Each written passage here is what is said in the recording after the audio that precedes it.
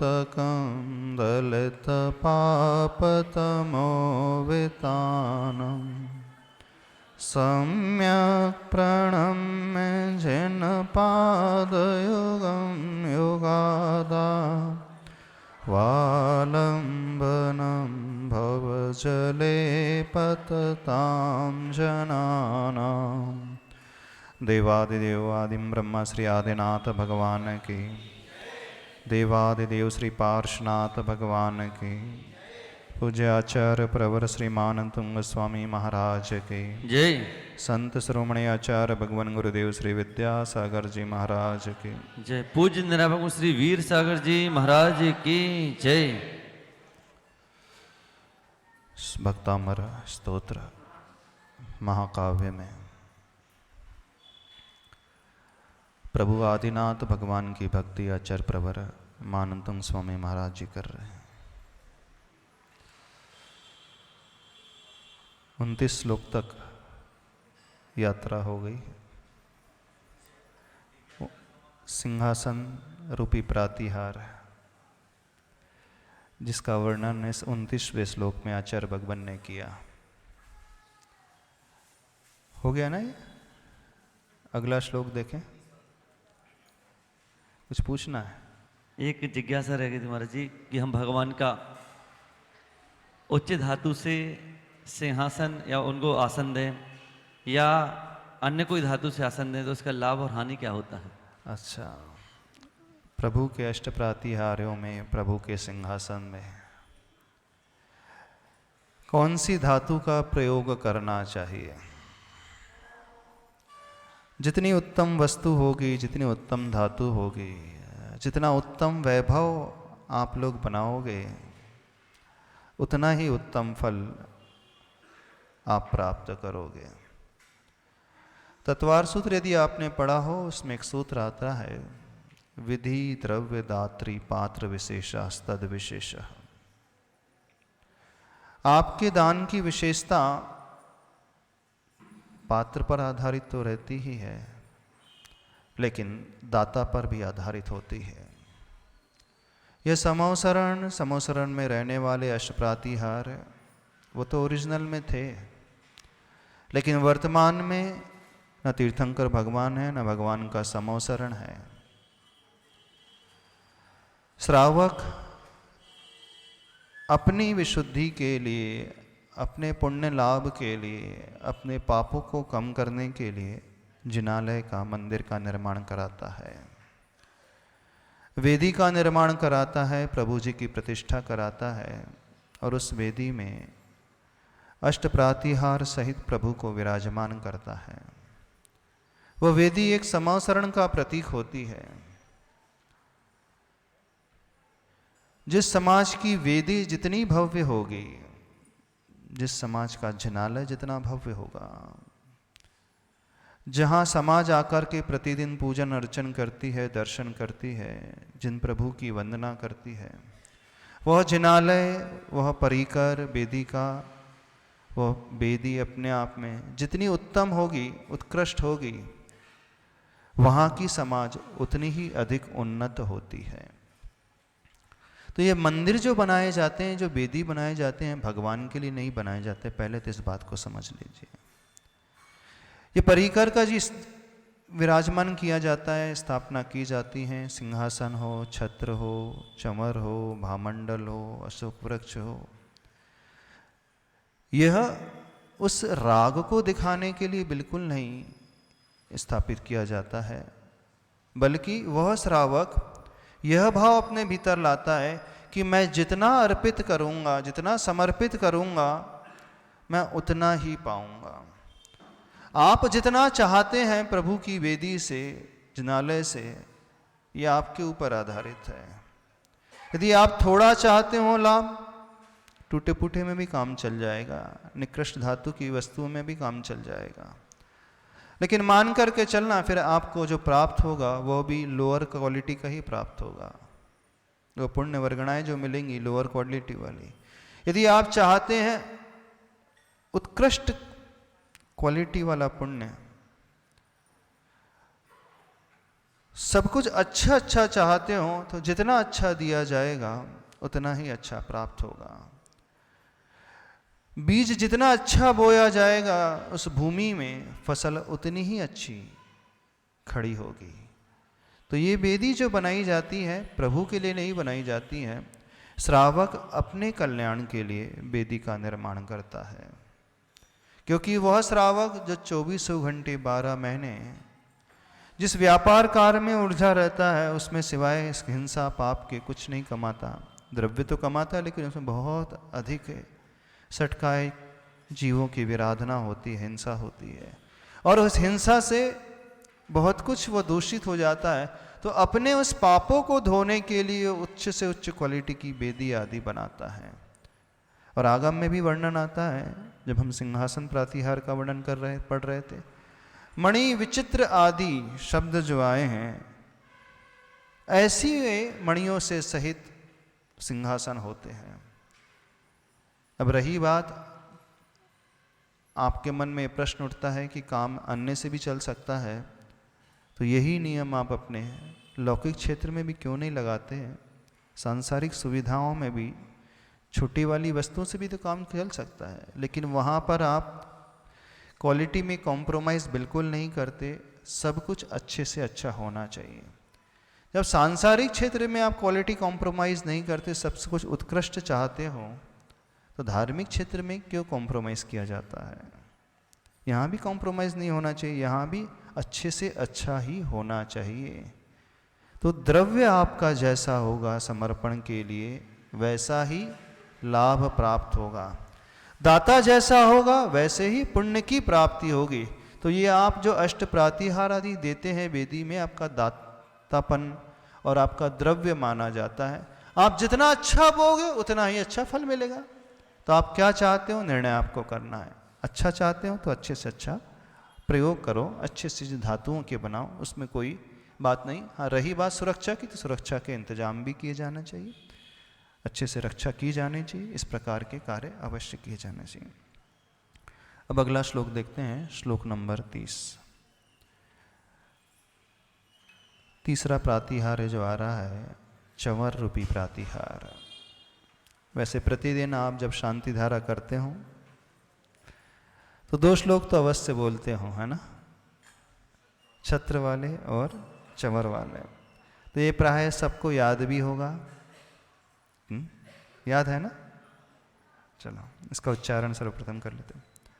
कुंदावदात चल चामर चारु शोभम विभ्राजते तव वपुः कलधौत कांतम उद्यच्छ शांक शुचिनिर्झरवारिधार मुच्चैस्तटं सुरगिरेरिव शातकांभम।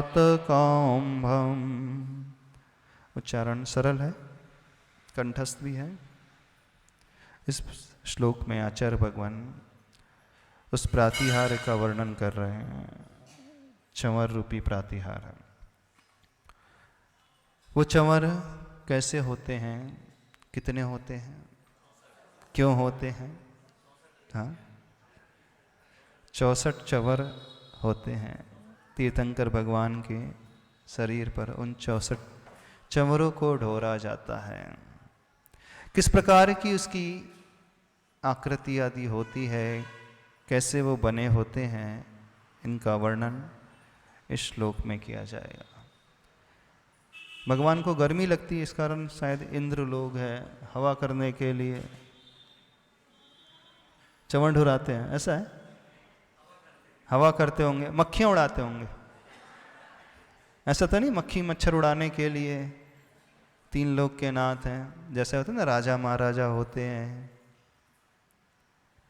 तो राजा महाराजा के आगे पंखा झुलाते रहते उनके सेवक, झुलाते रहते हैं पंखा। हाँ, तो ऐसे ही तीर्थंकर भगवान भी 3 लोग के राजा हैं।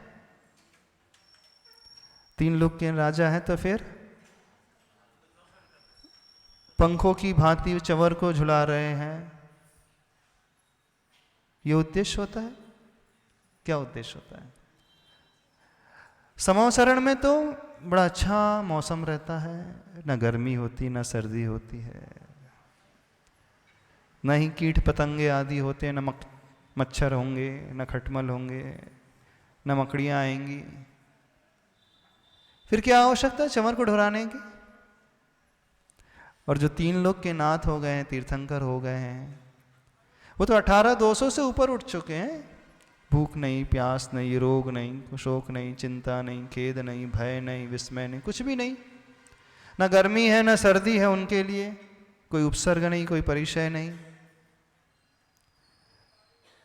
फिर क्या आवश्यकता है उन चंवरों की? प्रश्न नहीं उठते आपके मन में? उठते हैं कि नहीं उठते? क्यों होना चाहिए चंवर? वैभव का प्रदर्शन होना चाहिए, ऐसा क्यों होते हैं चंवर? वो प्रतीक स्वरूप है, प्रभु को गर्मी सर्दी का प्रतीक है? नहीं है। तो क्या वैभव का प्रतीक है? काय का प्रतीक है वो? हाँ, 64 रिद्धियों का प्रतीक है। 64 रिद्धियां और 64 चंवर में कोरिलेशन बैठ गया, इस कारण बोल रहे हैं। ऐसा कोइंसिडेंस हो गया, ऐसा कैसा? क्यों चंवर की आवश्यकता होती है? अष्टप्रातिहार में चंवर रखे हैं ना, सोचा नहीं आपने कभी? भगवान को सम्मानित करने, भगवान भी मान सम्मान के भूखे हैं। कौन सौभाग्यशाली मान रहा है? देव लोग अपने आप को सौभाग्यशाली मान रहे हैं, इस कारण चंवर ढुरो रहे हैं। अच्छा, भगवान की सेवा करना है, कुछ तो होना चाहिए रहस्य इसके पीछे, चंवर के पीछे नहीं होना चाहिए रहस्य? सोचते विचारते नहीं हो? अब है तो है। और इसके पीछे हम लोगों का ऐसा चिंतन है कि इन भगवान ने अनेक कई भवों से ऐसी तपस्या की है, ऐसे गर्मी को सहा है, ऐसी तपस्या की है, आज इस रूप में यानी जब उनको उत्कृष्ट रूप प्राप्त हो रहा है, सब कुछ उत्कृष्ट प्राप्त हो रहा है, तो हम उनकी सेवा के लिए लालच हैं। यानी भगवान की तपस्या का वो फल है, जैसे अपन ने कल देखा था। ऐसा कुछ ना कुछ तो लॉजिक होगा। हाँ, देखने में यही आ रहा है कि चंवर ढूंढ रहे हैं वे देवता लोग, ऊपर से नीचे, नीचे से ऊपर उन चंवर को कर रहे हैं। नहीं उसका उद्देश्य मक्खी मच्छर भगाना है, न ही गर्मी को भगाना है ना? क्योंकि कई लोग भिन्न भिन्न प्रकार के तर्क देखते हैं। बोले भगवान के ऊपर भी जब चंवर ढूंढ सकते हैं तो हमारे ऊपर भी पंखे रूपी चंवर ढूंढे तो क्या परेशानी है? कई मुनिराज भी तर्क देने लगते हैं। हाँ हाँ, बोले जब 3 लोक के नाथ को भी देवता लोग चंवर ढुरा सकते हैं तो मुनि महाराज भी पंखे में बैठ सकते हैं, क्या परेशानी है? बैठ सकते कि नहीं? ऐसे ऐसे तर्क देते लोग। बोले समवसरण का वातावरण कैसा होता है? बोले वातानुकूलित होता है। वातानुकूलित मतलब गर्मी भी नहीं सर्दी भी नहीं। बोले ऐसे ही वातानुकूलित उपकरण का उपयोग हम कर रहे हैं, एयर कंडीशन का उपयोग कर रहे हैं, ऐसे हम रहे तो क्या परेशानी? बोले मुनिराज होते हैं, लघु नंदन होते हैं ना भगवान के, तीर्थंकर के लघु नंदन। तो जब उनके लिए ये सब हो सकता है तो हमारे लिए क्यों नहीं हो सकता? हमने ऐसे तर्क भी सुने हैं लोगों के मुख से, जो पंखा यूज़ करते हैं, जो एयर कंडीशन यूज़ करते हैं मुनिराज, उनके समक्ष ऐसे तर्क उनके हितैषी लोग रखते हैं। अथवा कई तो मुनिराज भी ऐसे तर्क रखने लगते हैं। बोले तीर्थंकर भगवान के चंवर तो हमारे भी चंवर, उनके लिए भी वातानुकूल वातावरण तो हमारे लिए भी एयर कंडीशन वाला वातावरण। देखो पूरा मैच होना चाहिए, अपने लिए होना चाहिए कि नहीं मैच? बोले गर्मी में सर्दी का एहसास, सर्दी में गर्मी का एहसास, ऐसा? हाँ हाँ, तो भगवान का समरण योजन प्रमाण रहता तो हमारा कमरा छोटा सा है। हमारी सभा जो है छोटी सी है, तो छोटी सी सभा के लिए छोटे से एयर कंडीशन, छोटे से पंखे। सुने आपने ऐसा तर्क किसी के मुख से? जब हम लोग दिल्ली में थे तो वहाँ पे ऐसे तर्क सुनाई पड़ते थे, इस प्रकार के तर्क अपने कार्य की सिद्धि के लिए लोग दिया करते थे। तो आप क्या तर्क दोगे, भगवान को चंवर क्यों ढोराए जाते हैं? अब इतरागी भगवान को ना गर्मी है ना सर्दी है, कुछ लेना देना तो है नहीं शरीर से।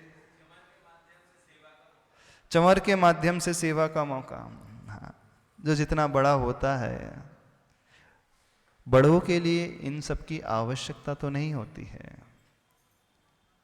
तो जिन्होंने मोहनी कर्म ही नष्ट कर दिया, जिन्हें अपने शरीर से ही राग नहीं, किसी से कुछ नहीं, जो 18 200 से ऊपर उठ चुके हैं, उन्हें क्या शरीर के प्रति इच्छा, गर्मी सर्दी को दूर करने की इच्छा, जो इच्छाओं से ऊपर उठ चुके हैं उनके लिए सब आवश्यक ही नहीं होता है।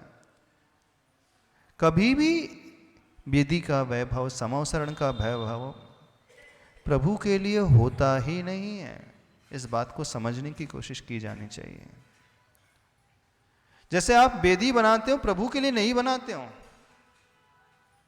ये जिनालय बनाए गए प्रभु के लिए बनाए ही नहीं गए। श्रावक अपने लिए बनाता है। अरे प्रभु तो कृतकृत हो चुके हैं, वो तो सिद्धालय में बैठे हैं, अभी तो है भी नहीं वो अरिहंत रूप में, सिद्ध बन चुके हैं। उन्हें क्या आवश्यकता है इन सब की? आपको आवश्यकता है इन सब की, श्रावक को आवश्यकता है इन सब की। श्रावक अपने कल्याण के लिए बनाता है। प्रभु का तो कल्याण हो चुका है, पंच कल्याण करके वो ऊपर जा चुके हैं। वो ये जो वेदी है, ये जो वैभव है, जितना उत्कृष्ट वैभव होगा, श्रावक का जीवन भी उतना उत्कृष्ट बनेगा। ये जो वैभव प्रदर्शित किया जाता है, उस व्यक्ति की महानता को, विशेषता को बताने के लिए प्रदर्शित किया जाता है, न कि उनकी आवश्यकता के लिए किया जा रहा है। उन्हें कुछ लेना देना नहीं इससे। वे राग देश से ऊपर उठ चुके हैं। न उन्हें सिंहासन से कुछ लेना देना था, न उन्हें अशोक वृक्ष से लेना देना है, न ही उन्हें उन चंवर से लेना देना है कि वे 64 चंवर ढुराए जाएंगे। वो कहेंगे कि देखो मैं तीर्थंकर बन गया हूं, अब मेरे आगे पीछे 64 चंवरों को ढुराया जाए। तो ऐसा कुछ है ही नहीं। ये सब लेना देना श्रावकों को होता है, मुनि महाराज को भी नहीं है। एक बात और समझ लेना, मुनि महाराज के लिए भी मंदिर की आवश्यकता नहीं होती। चौथे काल में जितने मुनि राज रहते थे, जंगल में रहते थे प्राय। वो कौन से जिनालय जाते थे? 4-4 महीने बैठ के तपस्या करते थे चतुर्मास में। कहीं मंदिर नहीं जाते थे? जाते थे? नहीं। वो तो आत्म मंदिर की उपासना करते थे। वो तो जब सामायिक में चारों दिशाओं में आवर्त करके बैठते थे, तो चारों दिशाओं में रहने वाले विराजमान जितने भी अरिहंत, सिद्ध, आचार्य, उपाध्याय, साधु, केवली, जिन हैं, योगी हैं, रिद्धिधारी, मुनिराज है, उनको अपने स्थान में बैठ कर के नमस्कार कर लेते थे, तो उनकी तो वंदना हो जाती है।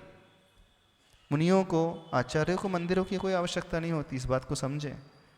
मंदिर श्रावक सिर्फ अपने लिए बनाता है, अपने कल्याण के लिए बनाता है। तो जो समवसरण में भी 64 चंवर ढुर रहे हैं, वो प्रभु के लिए नहीं ढुर रहे हैं।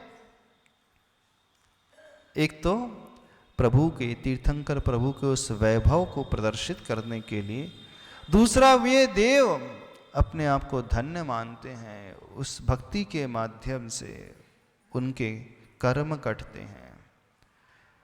तीसरी बात, ये प्रभु की जो साधना थी, कौन सी साधना थी जिससे भी प्रभु बने? अब देखना, चंवर नीचे से ऊपर, ऊपर से नीचे। क्या हुआ, अर्थ हुआ इसका? वे राग और द्वेष, ऊपर और नीचे का भेदभाव, उच्च और नीच का भेदभाव, ये पार्शियलिटी की भावना जो व्यक्ति के भीतर होती है सांसारिक दशा में, मैं बड़ा हूं, मैं छोटा हूं, मैं अच्छा हूं, वो सामने वाला बुरा है, मैं अमीर हूं, मैं गरीब हूं, वो गरीब है, ये मेरा है, ये उसका है, ये राग का भाव, ये द्वेष का भाव। यानी जिसने मुनि अवस्था में रह कर के उस राग द्वेष और भेदभाव की भावना से अपने आप को ऊपर उठाया, ऐसी साधना जिन्होंने की, जब वह साधक राग और द्वेष दोनों से ऊपर उठ जाता है, भेदभाव से ऊपर उठ जाता है, उसके मन में किसी के प्रति, प्राणी मात्र के प्रति ये भाव नहीं आता है कि ये छोटा है, ये बड़ा है, जो हरेक जीव को एक जैसा ही देखते हैं। कैसा देखते हैं? एक जैसे से मतलब जैसे हम हैं, जैसे हमारी आत्मा है, वैसे ही सामने वाले की आत्मा है। दोनों में वो कोई अंतर नहीं, सबको समदृष्टि से, साम्य भाव से जो देखने वाली साधना होती है, जो करने वाली साधना होती है, उन तीर्थंकर प्रभु ने पूर्व भाव में, नहीं पूर्व भाव में इन द सेंस पूर्व अवस्था में ऐसी वह समतामयी साधना की, परम अध्यात्म की साधना की, राग द्वेष को जीतने की साधना की। उसका फल यह है, उस चंवर के रूप में प्रदर्शित किया जाता है। अब आप कहोगे महाराज जी भक्तामृत ने सब लिखा नहीं है कुछ भी। हाँ, हम यहाँ भक्ति करने आए, आप क्या बताने बैठ गए? हो सकता है किसी के मन में प्रश्न भी आता होगा कि आता है? हाँ, नहीं आता? आता है। अब हम भक्तामर स्तोत्र पढ़ रहे हैं, आचार्य मानतुंग स्वामी जी आदिनाथ भगवान की भक्ति कर रहे हैं, भिन्न भिन्न प्रातिहारों से भक्ति कर रहे हैं, तो भक्ति करो ना। अब आप कहाँ से कहाँ पहुँच रहे हो? कितने लोगों के मन में ये प्रश्न उठता है? उठता है?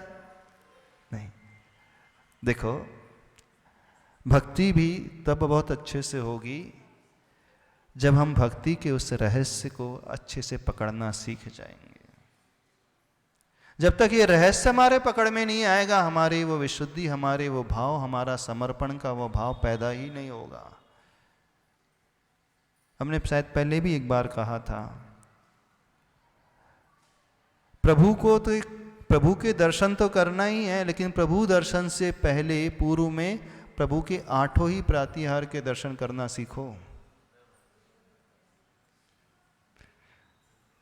जो अष्ट प्रातिहार के दर्शन नहीं कर सकता, जो अष्ट प्रातिहार को देख करके शिक्षा नहीं ले सकता, वो प्रभु को देख करके भी कभी शिक्षा नहीं ले पाएगा। इसके पीछे लॉजिक छिपा हुआ है, तथ्य छिपा हुआ है। और आप लोगों की प्रभु के प्रातिहार को भी नहीं देखते, बोले हाँ ये तो ठीक है, डेकोरेशन के लिए बनाए गए हैं। तो आजकल जो चंवर बनने लगे हैं, मोती वाले, अलग अलग स्टोन लगे हैं। स्टोन लगना है लेकिन हैंडल में लगना चाहिए, झालर में स्टोन नहीं लगना चाहिए, सही यदि देखा जाए तो। क्योंकि जो वास्तविक चंवर होते हैं मणि वाले, तो सिर्फ उसके हैंडल में रहते हैं, स्वर्णमय हैं, चांदीमय होते हैं, लेकिन उसमें जो लगी हुई झालर है वो तो वस्त्र की अथी है। होना तो यह चाहिए, सत्यता तो यही है। हाँ, हम भक्ति के अतिरेक में बोले मणि लगना चाहिए, तो बोले उसमें भी मणि लगा दो, लड़े मणियों की लगा देते हैं, नीले पीले हरे सफ़ेद लाल लगा देते हैं ना, बहुत सारे लोग लगाते हैं। हाँ, बोले चंवर चढ़ा, क्योंकि कभी हमने कभी नहीं देखा देवता लोग इस प्रकार के चंवर चढ़ा लाते होंगे। मणि लगाना तो ओरिजिनल लगाओ ना, कहाँ आर्टिफिशियल लगा के फिरते रहो, जयपुर वाले प्लास्टिक के। तो जो चंवर बनते हैं वो, इसमें वर्णन आने वाला है कौन सी धातु का है, इसमें भी मणियां लगी रहती है, पर लड़ों में मणियां नहीं रहती हैं, वो तो श्वेत वर्ण के होते हैं। तो हम जो कह रहे थे, वो जो चंवर है बेसिकली उनकी साधना का वर्णन करने वाले, दर्शन कराने वाले हैं। तो प्रभु को देखने के पूर्व प्रभु के अष्ट प्रातिहार, उन चंवरों को भी देखना सीखो। प्रभु के दर्शन, प्रभु की भक्ति बाद में। जब हम उन प्रभु के इस प्रातिहार के रूपी वैभव को देखेंगे, तो उससे वैभवशाली व्यक्ति की महिमा का ज्ञान होता है। यानी सामने वाला ये व्यक्ति जिसके लिए परिकर लगाया गया है, वो कितना महान है, कितना वैभवशाली है, यह बात हमें समझ में आती है। और यह बात समझ में आ जाएगी तो हमारा झुकना अंदर से स्वतः ही होता चला जाएगा। रूखा सूखा रखा है हो गया तो है, उनके भीतर क्वालिटीज ढेर सारी हैं, लेकिन उस क्वालिटी को पता भी तो चलना चाहिए। जिस शोरूम का, जिस दुकान का शोरूम जितना अच्छा होता है, पहला अट्रैक्शन तो उसी से होता है, नहीं होता है? पहला इंप्रेशन जो क्रिएट होता है, बड़ा अच्छा गेटअप है, शोरूम है, शोकेस में सब कुछ अच्छे अच्छे आइटम लगे हैं। अब उसके बाद वो अंदर जाएगा कस्टमर, हाँ जानना चाहिए। तो समूह शरण का जो वैभव है इसलिए इतना अट्रैक्टिव बनाया जाता है, नेचुरली है, जो होता है देवों द्वारा है। उसके पीछे उद्देश्य है कि इसे देख कर के सामान्य जनता जो है उस वैभवशाली व्यक्ति के व्यक्तित्व तक पहुंच सके, वे कितने ऊंचे हैं, कितने महान हैं। तो वे ऊंचे महान हैं अर्थात उनकी साधना कितनी ऊंची और कितनी महान है। तो जब जब चंवर की ओर दृष्टि जाए तो प्रभु की उस साधना की ओर दृष्टि जाना चाहिए, राग और द्वेष को जीतने वाली साधना, भेदभाव से ऊपर उठने वाली साधना, दुनिया को साम्य दृष्टि से देखने वाली साधना। समझ में आ रहा है? नहीं समझ में आ रहा? आ रहा है? कभी आप इस दृष्टि से चंवर को देखते हो? चंवर ढुराते तो हैं, बहुत अच्छी बात है, हाँ हाँ, अब उसके पीछे बहुत सारे हैं। हाँ, अब कहा जाता है अंदर से बाहर, ऐसे ढुराना चाहिए, क्रॉस नहीं करना चाहिए, मक्खी नहीं भगाना चाहिए। कई लोग मक्खियाँ भगाते हैं। कई लोग ये भी प्रश्न करते हैं, ये ढोंग क्यों चल रहा है, ये ऐसा सा हाथ क्यों हिलाने लगे लोग। कई लोग तर्क करते हैं, तर्क करते हैं ना, किया आपसे। कई लोगों को शर्म भी आती है, ये सब क्या चल रहा है नाटक जैसा। आती है? आती है कि नहीं आती? सही सही बताना जो प्रश्न उठता है।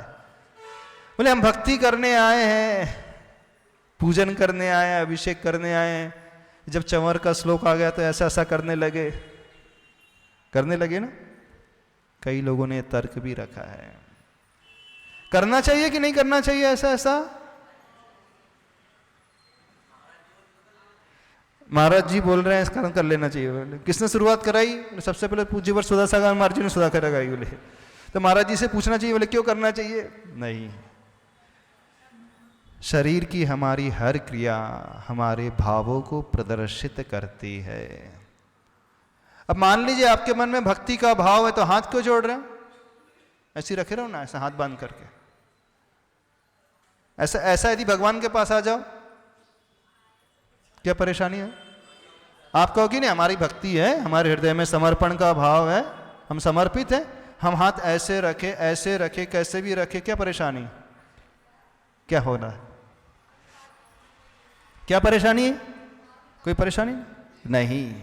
हाथ जुड़ते ही, ये मुद्रा आते ही समर्पण, विनय, बहुमान का भाव अपने आप आ जाता है।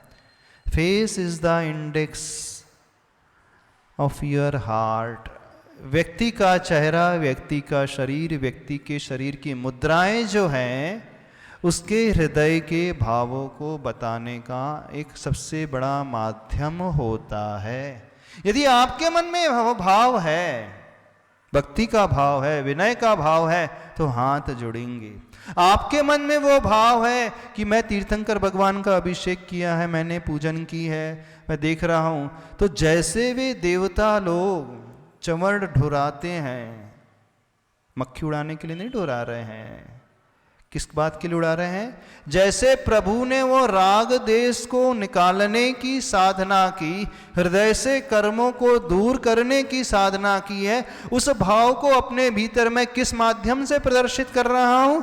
हाथों के इस प्रयोग के माध्यम से प्रदर्शित कर रहा हूं कि मेरे हृदय, मेरी आत्मा में रहने वाले कर्म भी मुझसे बाहर निकल जाए। इस दृष्टि से चंवर को दिखाने का प्रयोजन इस प्रकार का है। ये कोई ढोंग नहीं है, ये कोई नाटक नहीं है, कोई प्रदर्शन नहीं है। ये उस भाव को दिखलाने की एक प्रक्रिया है, तो उसमें कुछ नहीं करना चाहिए। एक बात और कि क्रॉस भी नहीं करना चाहिए, है ना, नहीं, क्योंकि जब देवता लोग ढुराते हैं तो ऐसे ऐसे नहीं जो ढुराते हैं उनके। एक बात पूज्यवर सुधा सागर महाराज जी ने बहुत अच्छी कही थी, हमने किसी के मुख से सुना था। बोले चंवर प्रातिहार का क्या लाभ होता है? बोले जिनको नजर लग जाती है ना, जिस घर में बच्चों को नजर लग जाती है, तो नजर उतारने के लिए आप लोग क्या क्या करते हो? क्या क्या करते हो बताओ? नमक से मिर्ची नहीं, जिन लोगों को अला बला लग जाती है, इधर उधर की बाधाएं लग जाती है, बोले जो व्यक्ति चमड़ ढुरा लेगा इधर उधर की अला बला बाधाएं दूर हो जाएंगी।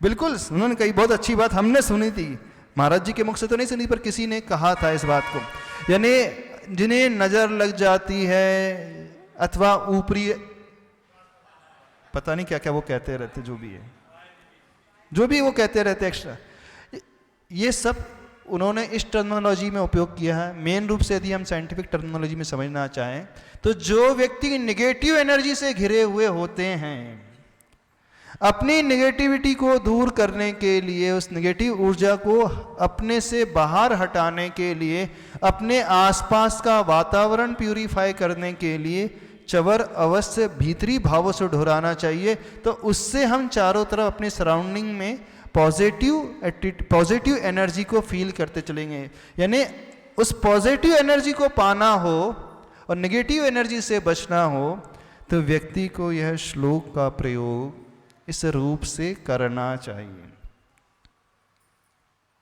ये क्या मूर्ता वाली बात है?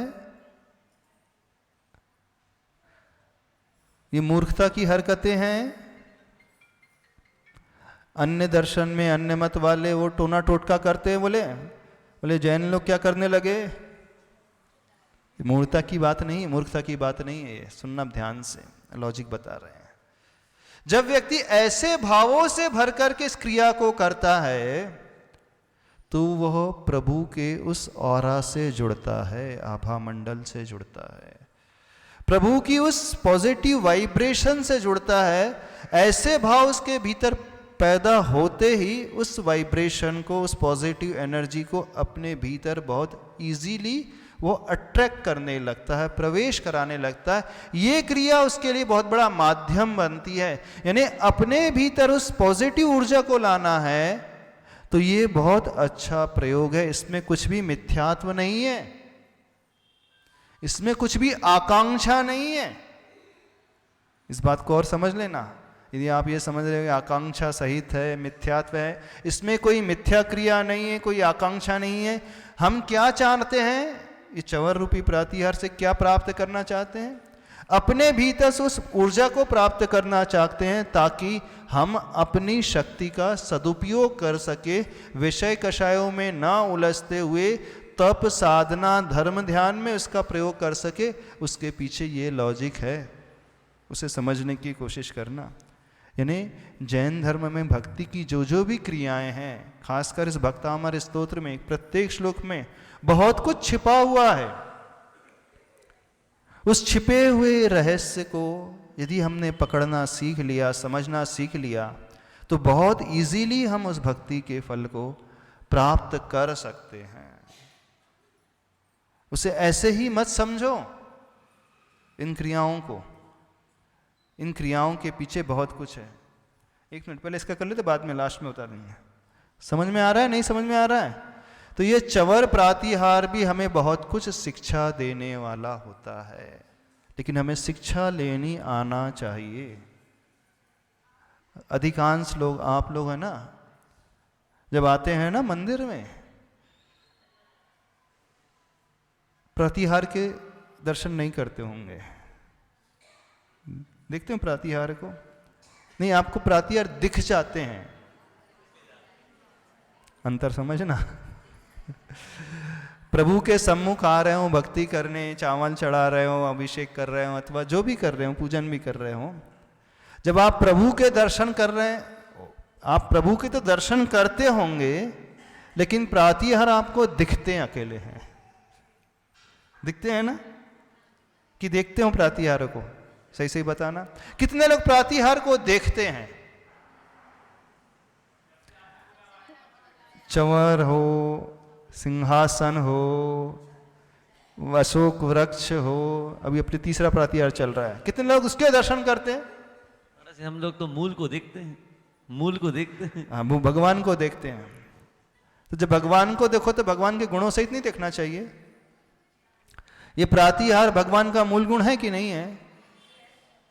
नहीं है। या तो ये कह दो भगवान का गुण नहीं है ये। 46 मूल गुणों में अरिहंत परमेष्टि के 8 गुण जो हैं वो अष्ट प्रातिहार वाले गुण हैं। पता है कि नहीं पता है? पता है ना। तो जब आप प्रभु के दर्शन कर रहे हो, प्रभु की पूजा कर रहे हो, तो ये कर्तव्य नहीं बनता है कि उनके प्रातिहार को भी देखें? आप कहोगे महाराज जी उसमें क्या देखना, हमें तो वीतरागता की पूजा करना है, वीतरागी देव के दर्शन करना है, भगवान के दर्शन करना है, प्रातिहार के क्यों? वो तो वो सोने का है, चांदी का है, अथवा प्लास्टिक का है, अथवा मेटल, दूसरी मेटल का बना है, उसमें वो लटकी हुई हैं, है ना। उससे देखने से क्या होता है? जैसे बोले हमारी दुकान में भी कपड़े साफ करने की वो होती ना, फटकार नहीं। तो ये क्या भगवान को साफ करने की फटकार नहीं है क्या? हाँ, कई लोग हो सके, हाँ प्रातिहार उठाया, छत्र चमर, जैसे कपड़े के दुकान में कपड़े फटकारते, हाँ मूर्ति को फटकार है और धूल निकल जाएगी, ऐसा तो नहीं, ऐसा तो नहीं समझ रहे। तो आप लोगों की दृष्टि उस चंवर रूपी प्रातिहार में क्यों नहीं जाती? कारण हमें बताओ, क्यों नहीं जाती है? सोचा नहीं आज तक? सोचा नहीं आज तक? क्यों नहीं सोचा आज तक? तो भगवान को भी आज तक देखा नहीं अच्छे से, भगवान के 46 गुणों सहित नहीं देखा आज तक। आदिनाथ भगवान के 46 मूल गुण होते हैं, मैं 46 मूल गुण सहित भगवान को देखूं, ऐसी भावना नहीं होती कभी? जो जान दी अरहंतम दव्वत गुणत पज्जतम, सो जान दी अप्पानंद मोहो जादो तस् खयम ले दी। जो अरिहंत भगवान को द्रव्य से, गुण से, पर्याय से जान लेता है, देख लेता है, प्रदर्शन करता है, पूजा करता है, वो अपनी आत्मा को जान लेता है। उसका मोह जो है निश्चय से क्षय को प्राप्त हो जाता है।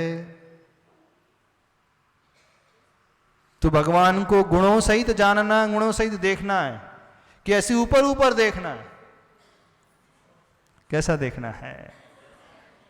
तो गुण में 46 मूल गुणों में अष्ट प्रातिहार भी गुण है।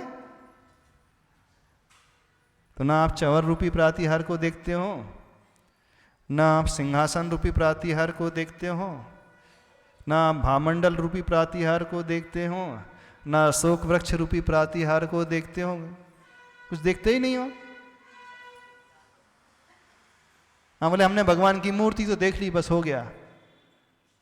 यानी आप मूर्ति भी पूरी तरीके से नहीं देखते, भगवान को भी पूरी तरीके से नहीं देखते। भगवान को देखना, भगवान के दर्शन बहुत बड़ा कार्य होता है, छोटा कार्य नहीं है। सम्यक दर्शन को प्रकट कराने वाला जो कार्य है, निदत्ति निकाचित कर्म को क्षय कराने वाला जो है, वो कैसे होता होगा संभव?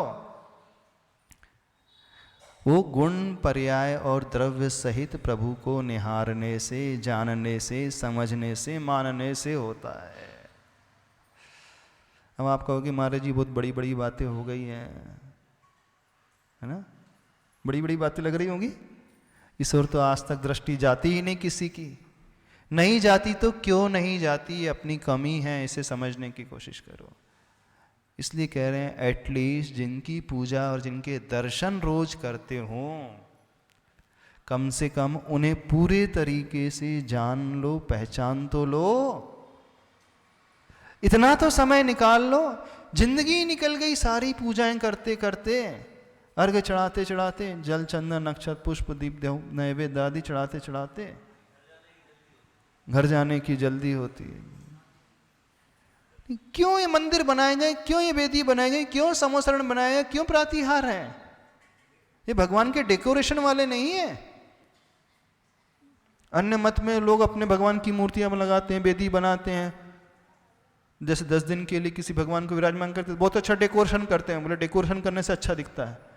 हमारा उद्देश्य जिनालय में ये विराजमान करने का उद्देश्य डेकोरेशन है ही नहीं, सुंदर बनाना है ही नहीं, उद्देश्य उन गुणों से परिचय प्राप्त कराना है। क्या पूछना? नमस्ते महाराज जी। महाराज जी, व्यक्ति आता है तो दर्शन करने के लिए 2-3-4 मिनट ज़्यादा से ज़्यादा दर्शन करेगा, और अगर अष्टप्रातिहार में पूरा समय अगर उसका व्यतीत हो गया तो श्री जी के दर्शन का कैसे उसको प्राप्त होगा दर्शन? तो श्री जी के दर्शन तो पहले नहीं करना चाहिए, श्री जी के दर्शन तो बाद में। पहले गुणों के अष्टप्रातिहार, उनके वैभव को देखो। देखो अद्भुत वैभव है, जिसका वैभव इतना अद्भुत है वो कितना अद्भुत नहीं होगा। ये भाव जगत जागता है, देखने से कुछ नहीं होता, ऐसे दर्शन से कुछ नहीं होता लाभ। कौन से दर्शन से लाभ होगा? जब आप उन प्रभु को अद्भुत वैभवशाली, अद्भुत तपस्या के धनी, अद्भुत साधक, अद्भुत उच्च कोटि के सब कुछ लिए हुए मानोगे, तब आपकी वो विशुद्धि कार्यकारी होगी, तब वो पुण्य अट्रैक्ट होगा।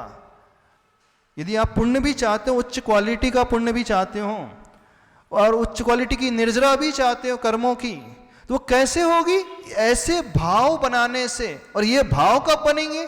जब हम प्रभु को उन परिकर सहित, उस वैभव सहित देखेंगे, तभी तो हमारे मन में वो भाव जागृत होंगे, अन्यथा जागृत ही नहीं होंगे। इतना सारा चिंतन अगर नहीं भी आता और ये सिर्फ ये चिंतन आता है कि हम जिनके दर्शन करने आए उनके प्रति सिर्फ बहुमान का भाव व्यक्त हो, अगर इतना सारा चिंतन नहीं भी आता जो आप बता रहे हैं, क्योंकि इतना सारा चिंतन आना संभव भी नहीं है हम लोगों के लिए, तो बहुमान के भाव से भी दर्शन अगर होता है तो उसका फल नहीं, मिलता है। बहुमान के भाव से दर्शन होता है, लाभ तो मिलता है, लेकिन बात हम कर रहे हैं जब जिंदगी आपने निकाल दी, 300 वर्ष निकाल दिए हैं यहाँ पर आते आते, तो इतना सा समझने की तो कुछ ज़्यादा समय नहीं लगेगा। थोड़ा सा कुछ स्वाध्याय कर लो, थोड़े से प्रभु के गुणों को जान लो, उन गुणों के पीछे छिपे हुए रहस्य को जान लो, और रहस्य को जान करके फिर आप दर्शन करोगे तो आपकी वही क्रिया आपको कई गुना अधिक फल दिलाएगी। हम ये कहना चाह रहे हैं ना, जितनी मेहनत आप कर रहे हैं, मेहनत में कमी नहीं किसी की, प्रतिदिन आ रहा है, रोज आधे घंटे से ज़्यादा देता ही हर व्यक्ति, प्राय कोई 10 मिनट दे रहा है, वो देखता है, दर्शन करता है, तो अच्छे से क्यों नहीं देखो? जब देखना करना ही है तो अच्छे से क्यों नहीं किया जाए पूर्ण रूप से? हम वो कहना चाह रहे हैं।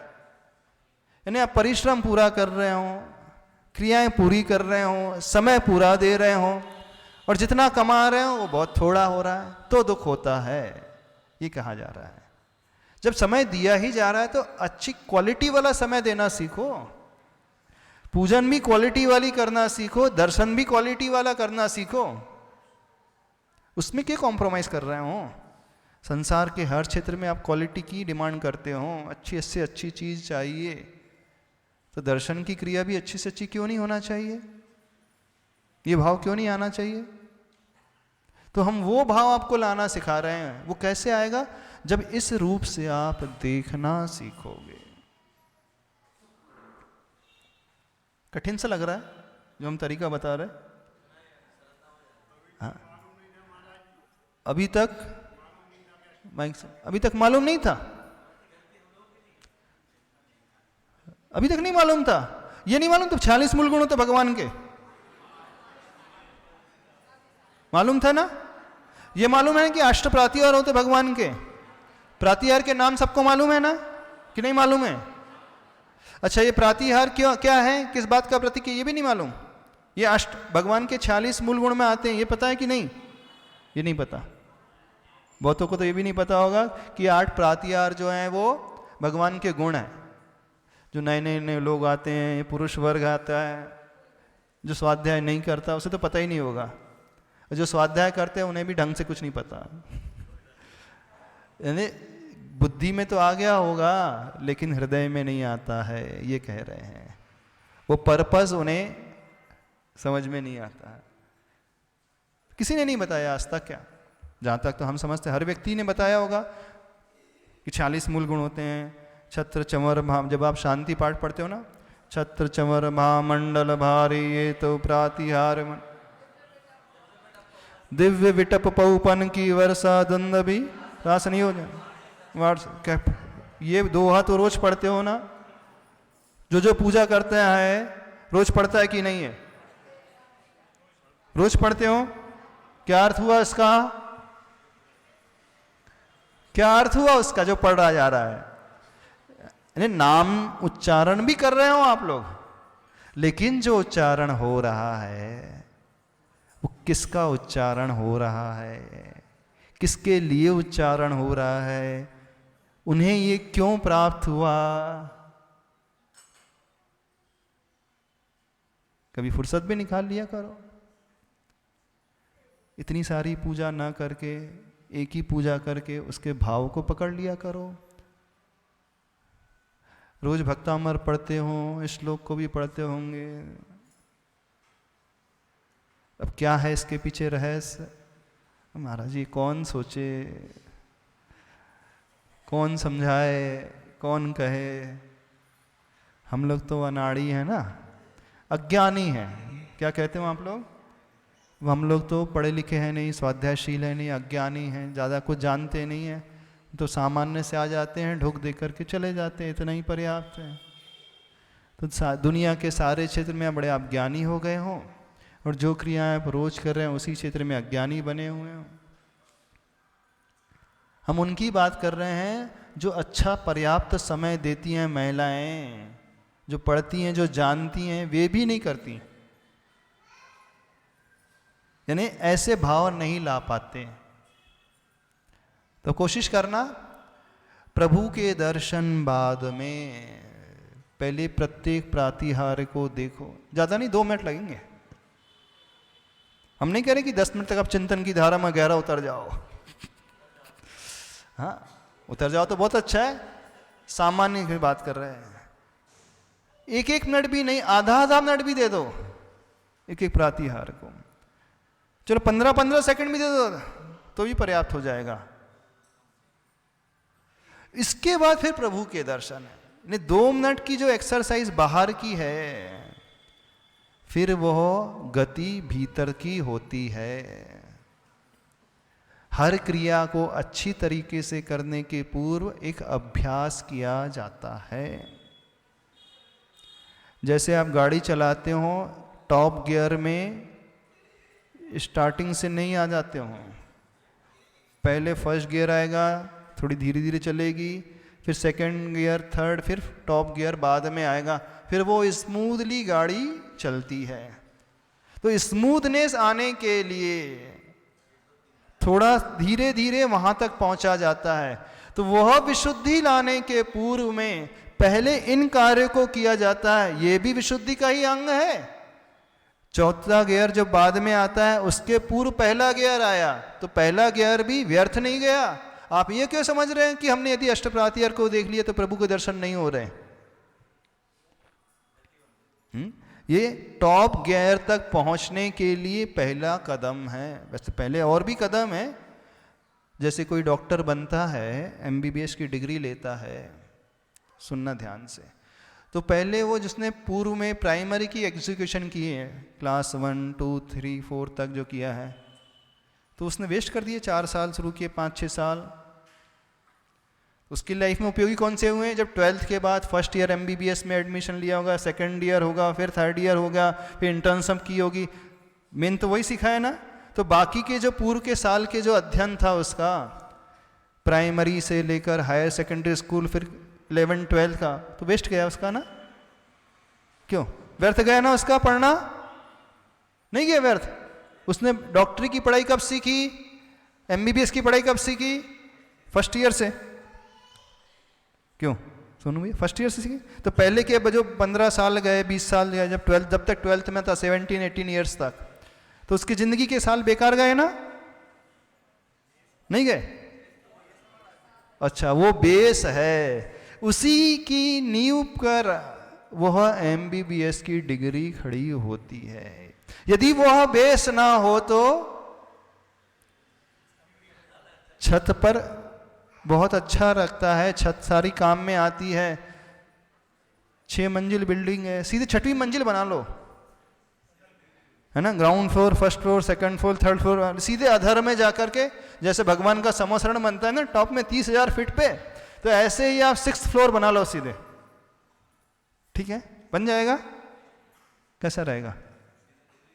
बोले सीधे बोले हम हवा ऊंचा रहना है, बोले ग्राउंड फ्लोर में हवा नहीं आती है, कंजस्टेड रहता है थोड़ा सा, तो हम सीधे टॉप फ्लोर से बना लेंगे, ठीक है, छठवीं नहीं, चौथी, पांचवी, छठवीं मंजिल बनाएंगे हम, नीचे की तो बनाएंगे नहीं 3, ऐसा बना ले आ जाए, हो सकता है ऐसा? नहीं हो सकता ना। तो जो नींव है वो तो दिखती ही नहीं है, ग्राउंड फ्लोर, फिर फर्स्ट फ्लोर, फिर सेकंड, फिर बाद में ऊपर के फ्लोर्स आएंगे। ऐसे ही आप कह रहे थे कि महाराज जी 5 मिनट के लिए दर्शन करने आते हैं, अब हम भगवान को देखें कि प्रातिहार्य को देखें? हाँ? क्या देखें? बेस, यदि विशुद्धि का बेस बनाना चाहते हो, उस भाव को लाना चाहते हो, निर्मलता को लाना चाहते हो, कुछ अच्छा कमाना, क्वालिटी वाला चाहते हो, तो तरीका ये होना चाहिए।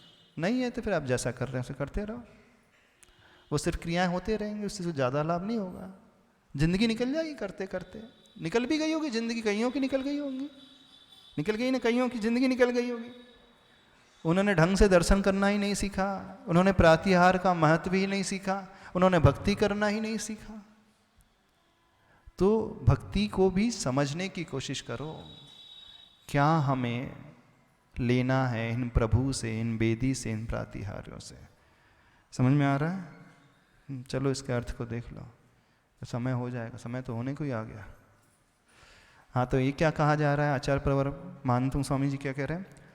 कुंदावदात चल चामर चारु शोभम विभ्राजते तव वपुः कलधौत कांतम। देखो पूर्व श्लोक में भी आचार्य भगवान ने इसी विभ्राजते क्रिया का प्रयोग किया था,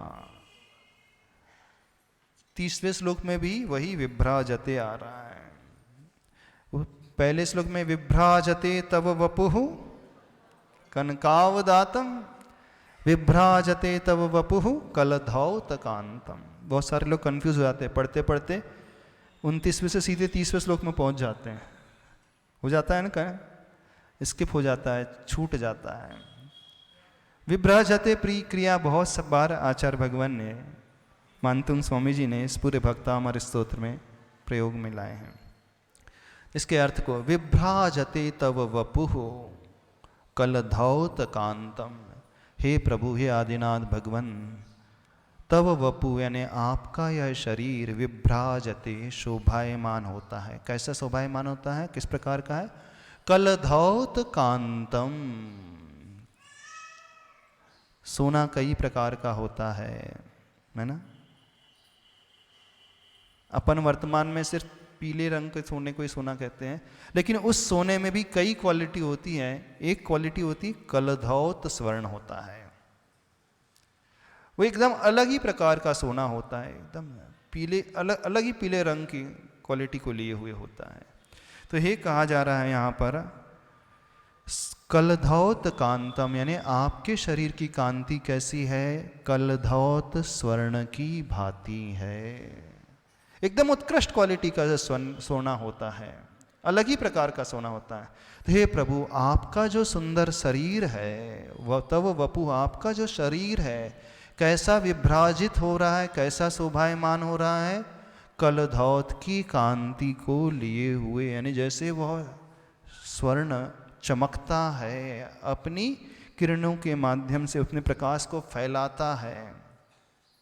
ऐसे स्वर्ण में कोई किरणें नहीं होती, जब रिफ्लेक्शन आता है यदि हम देखें तो उसकी जो कांति फैलती है, आपके शरीर की कांति भी उस स्वर्ण की भांति है। वो भी सामान्य स्वर्ण नहीं, जो खदान से निकला हुआ है, अन्य धातुओं से मिला हुआ है, वह सोना नहीं, कलधौत यानी एकदम उत्तम उत्कृष्ट क्वालिटी वाला।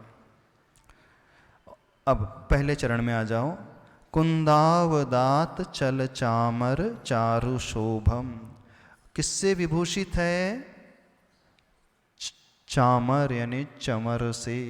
कैसे हैं वो चंवर? चारु। चारु का अर्थ क्या होता है? सुंदर। शोभाम यानी शोभा को लिए हुए। किस प्रकार के हैं? कुंदावदात चल, कुंद के फूल होते हैं, कुंद पुष्प होते हैं। बहुत श्वेत रंग के, सफेद वर्ण के बहुत सुंदर फूल होते हैं। तो हे प्रभु, आपका शरीर जो शोभायमान स्वर्णमयी शरीर है, वो कैसे शोभायमान है? उस सफ़ेद सफ़ेद चमरों के द्वारा, जो सुंदर से सुंदर चमर है उनके द्वारा शोभायमान है। अब देखना, तो जो लोग अपने मंदिर में चमर में लड़ियाँ लगाते हैं रत्नों की, उनसे कहना है यहाँ पर क्या वर्णन आ रहा है? श्वेत रंग की वो झालर होनी चाहिए। यहाँ कैसे लगे हैं?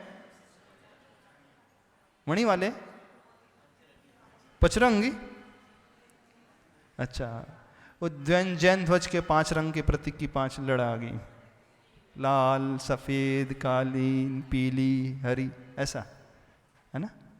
पर जब वास्तव में चमर होते हैं, चमर इस प्रकार है, उनकी जो लड़ियां होती हैं श्वेत वर्ण की, उसे देख करके ऐसे लगे कुंद पुष्प ही हैं वो, सफेद रंग की वो झालर जिनमें लगी है।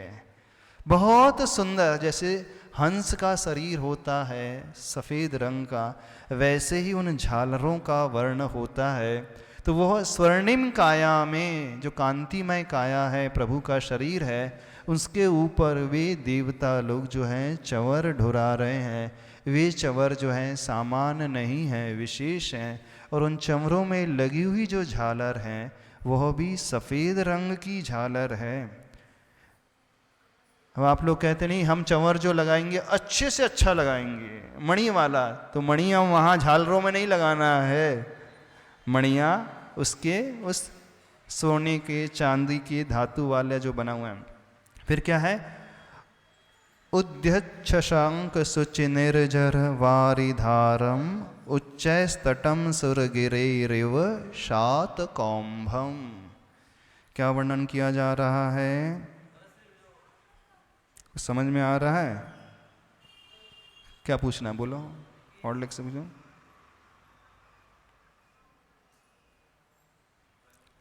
बेस तो समझ में आ गया कि यानी कि जो हत्ता रहता है वो कैसा बनना चाहिए, लेकिन जो जो आप लर बोल रहे हैं, हाँ, वो किस चीज़ की होनी चाहिए फिर? सफ़ेद रंग की जो कपड़े वाली आती है ना, अलग प्रकार के चमकीले से जो आती है, जो लेस जैसी होती है ना, नहीं होती? ये तो हमारी बात हो गई। हाँ, देवताओं की कैसी? अच्छा अच्छा, देवताओं के तो दिव्य दिव्य उनके चमर होते हैं, अलग ही प्रकार के झालर वाले होते हैं, चमकते हुए होते हैं। ऐसी उसमें वो झालरों का प्रयोग होता उनने है। उस धागे के लिए किसका उपयोग किया है? तो स्वर्गीय धागे होते हैं, मतलब सब कुछ कल्पवृक्ष से प्राप्त होने वाले। जैसे आभूषण भी कल्पवृक्ष से प्राप्त होते हैं भोग भूमि में, वस्त्र भी कल्पवृक्ष से प्राप्त होते हैं। तो ऐसे वहाँ पे स्वर्गीय कल्पवृक्ष होते हैं, उनसे प्राप्त होने वाले। खैर, जो कुबेर समासरण की रचना होती है, अष्टप्रातिहार की रचना तो कुबेर करता है, उसके लिए विशेष प्रबंध होता है, विशेष आइटम वहीं से निकल करके आते हैं, उनका प्रयोग करते हैं। लेकिन होते वो दिव्य हैं, अलग ही प्रकार के, पर उसमें मणियाँ नहीं होती हैं। इतना तो फैक्ट है। वो सफ़ेद रंग के धागे से बहुत मुलायम होते होंगे, बहुत चमकीले होते होंगे, अलग ही प्रकार के, बहुत हल्के होते होंगे, उससे कष्ट नहीं होता होगा। जैसे कुछ लोग है ना, जैसे गर्मी लग रही तो कुछ लोग टॉवल हिला रहे हैं, कुछ लोग किस प्रकार के वस्त्रों का प्रयोग करते हैं। पर इन सब के लिए महत्ता जो होती उसी झालर से होती, जो वस्त्रों की होती, मणियों की झालर से नहीं होती है। उसे इस प्रकार से समझने की कोशिश करना। आज समय हो रहा है। हाँ, आपको क्या पूछना है? तो भक्ति में इस प्रकार से कुछ कार्य करना शुरू करें। बात समझ में आ रही है, नहीं आ रही है? चंवर प्रातिहार क्या हमें शिक्षा दे रहा है? हाँ, नमस्ते महाराज श्री। आज देश में गाय की एक लंपी नामक बीमारी बहुत तेजी से फैल रही है, जिसमें राजस्थान में हजारों की तादाद में गायों की मृत्यु हो चुकी है और बहुत दर्दनाक मृत्यु होती है। महाराज श्री, हमारे बहुत नज़दीक तेंदुखेड़ा में भी एक केस आ चुका है लंपी नामक बीमारी का। हम सभी नगरवासियों ने ये सोचा है, हम सभी गौ सेवकों ने ये सोचा है कि हमारे नगर शहपुरा एवं नज़दीक में यह बीमारी आने से पूर्व हम टीकाकरण के माध्यम से इसको बहुत कैसे अच्छा। संपन्न करें, कृपा कर मार्गदर्शन जो प्रदान करें। अनुकंपा धर्म का पालन करता है, अनुकंपा गुण रखता है, सम्यक दर्शन के 4 अंगों में प्रशम, संवेग, अनुकंपा, आस्तिक।